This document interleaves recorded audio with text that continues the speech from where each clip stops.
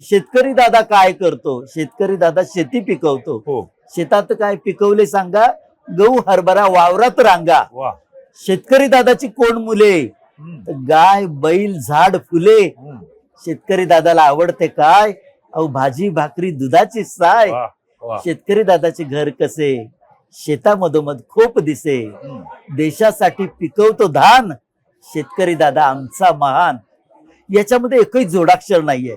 जेव्हा मी पहिलीच्या हो, वयोगटात हे आता मला तुम्ही बोलल्यानंतर मला जाणवतंय की एकही जोडाक्षर नाहीये. नाही, ही पहिलीच्या मुलांसमोर मी कविता ठेवली, हा.